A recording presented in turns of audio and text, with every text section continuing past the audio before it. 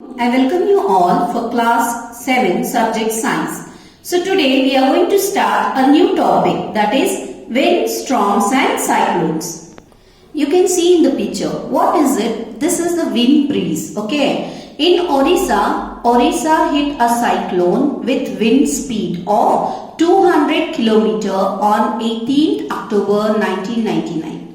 The cyclone smashed 45,000 houses, making 7 lakh people homeless. The disaster, what you can see here. Again, on 29th October the same year, a second cyclone with speed of 260 km per hour hit Orissa again there. It was accompanied by water waves about 9 meters high. Thousands of people lost their lives. Property worth crores of rupees was destroyed. The cyclone affected agriculture, transport, communication and electricity supply. But what are cyclones? Yes, how are they formed? Why are they so destructive? So all these things we are going to learn in this chapter.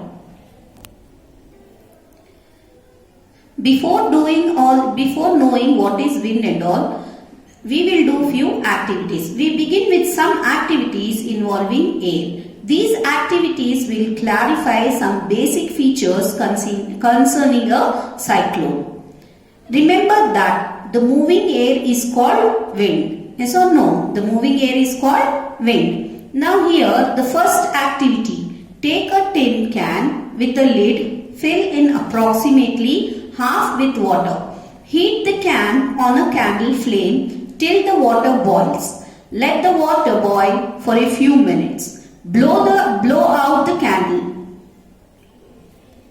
Immediately put the lid tightly on the can. Be careful in handling the hot can. Put the can carefully in the shallow metallic vessel or a wash basin, as you can see in the picture. Pour fresh water over the can. What happens to the shape of the can? Can you guess why the shape of the can get distorted? You can see how it is distorting. The sides of the can here, the sides. You can see, right? It has changed the shape. As water is poured over the can, some steam in the can condense into water. What's happening means inside the hot water is changing into steam. So therefore, what the air inside is reduced. Therefore, the pressure of the air inside the can decreases than the pressure exerted outside. Okay, by the air from outside the can. As a result, can gets compressed. Here inside the air is getting less. That is, the pressure is more. Therefore, it will compress. This activity again confirms that air exerts pressure. Recall now some of your experience. When you fly a kite, does the wind coming from your back help? If you are in a boat, is it easier to row it if there is wind coming from behind you? Do you find it difficult to ride a bicycle against the direction of the wind? You know that we have to fill air into the bicycle tube to keep it tight. Also, you know that a bicycle tube overfilled with air may burst. What is the air doing inside the tube? What it is actually here, all these things say that the air exerts pressure. All these experiences show that the air exerts pressure. It is due to this pressure that the leaves of the trees, banners or flags flutter when wind is blowing. You can list some more experience which you show that the air has pressure. So now let us take the second activity here. The second activity here is crumple a small piece of paper into a ball of size smaller than the mouth of an empty bottle. You should take any empty bottle and you have to take a paper, crush it into a small ball as you play with the paper snow. So just crush it and Put it into the bottle now. Put it into the bottle so that it should not go inside. It should be near the mouth. Hold the empty bottle on its side and place the paper ball just inside its mouth. Now try to blow on the ball to force it into the bottle. Now you have to try blowing so that the ball should go inside. Try the activity with bottle of different sizes. Now challenge your friend if they can force the paper ball in by blowing into the bottle. So as you are blowing inside, the water, that is the paper ball, will not move inside the bottle. How much ever you just blow the wind from your mouth to the bottle, but still the paper will not move inside. Why? Because here inside the bottle the air is already present. Okay, it has high pressure, and here the space is less, so we are giving less air, that is low pressure. Inside it is high pressure because the space is more, the air is more there inside already. Near the mouth the paper ball is already fixed. Then how much space will be there? Very little space to blow. So once you are blowing, here what pressure will be there? Here low pressure will be there, and inside it will be high pressure. So from this activity we will understand that the air moves from higher level to the lower level, high pressure to the low pressure. So from low pressure to high pressure it will not go. Hence increased wind speed is accompanied by a reduced air pressure. Okay, wind speed is been accompanied, means what happens if you wind blow more and more, then what happens? It reduces the air pressure. It will not increase. So we will take the other activity here.